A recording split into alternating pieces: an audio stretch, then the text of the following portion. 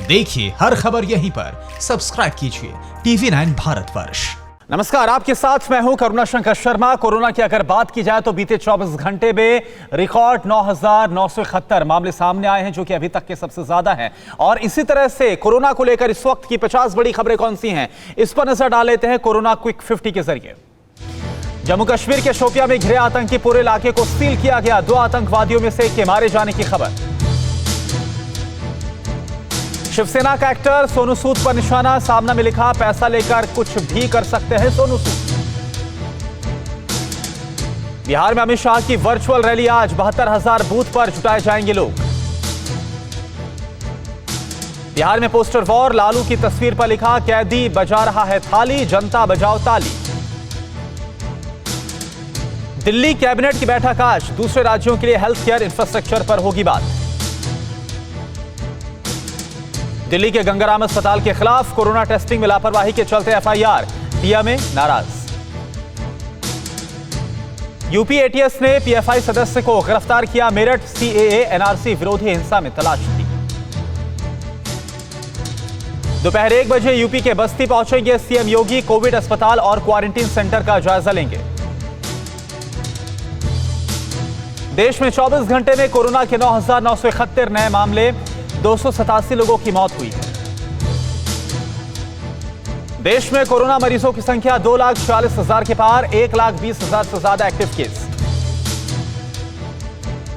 महाराष्ट्र में 24 घंटे में कोरोना के 2,700 से ज्यादा नए केस, 120 और लोगों की जान गई। मुंबई में 1,274 और लोग कोरोना से संक्रमित, 58 और लोगों ने दम तोड़ा। दिल्ली में कोरोना के 1,320 नए मामले, 53 और लोगों की जान गई। गुजरात में 498 और लोग कोरोना पॉजिटिव पाए गए, 29 और लोगों की जान गई। मध्य प्रदेश में कोरोना के 232 नए केस, 15 और लोगों की मौत। MP के बुरहानपुर में कोरोना विस्फोट हुआ, 27 नए मरीज सामने आए। जिले में अभी तक 18 लोगों की मौत हो गई है। MP के श्योपुर में 18 और लोग कोरोना पॉजिटिव पाए गए हैं। जिले में अभी तक 45 केस। यूपी में कोरोना के 370 नए मामले, 11 और लोगों ने जान गंवाई।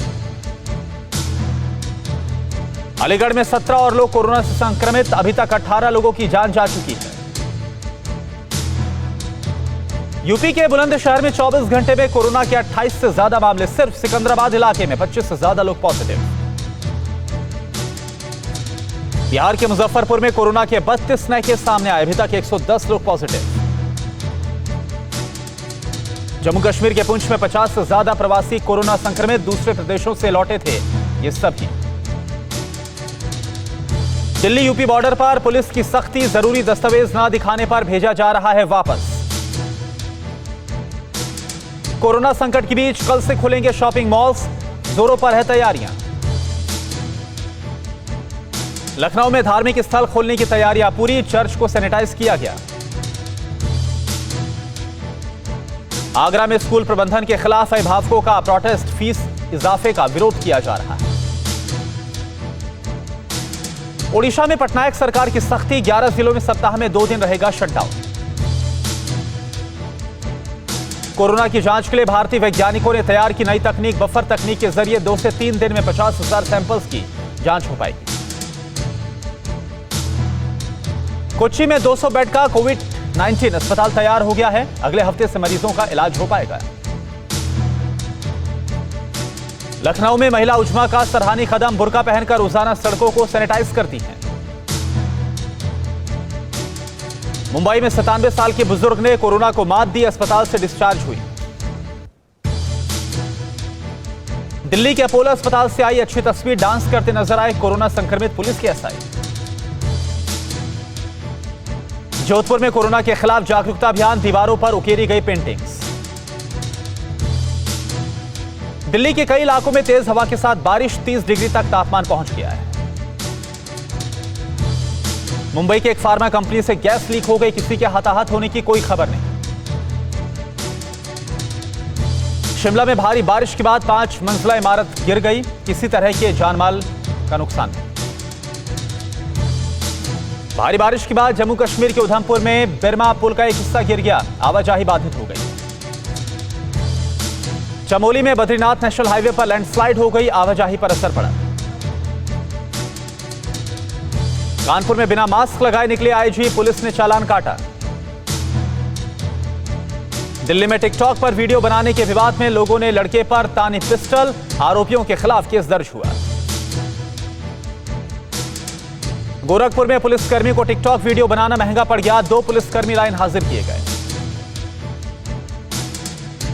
मुरादाबाद में प्रेमी युगल ने फांसी लगाकर खुदकुशी की, पेड़ से लटके मिले शव।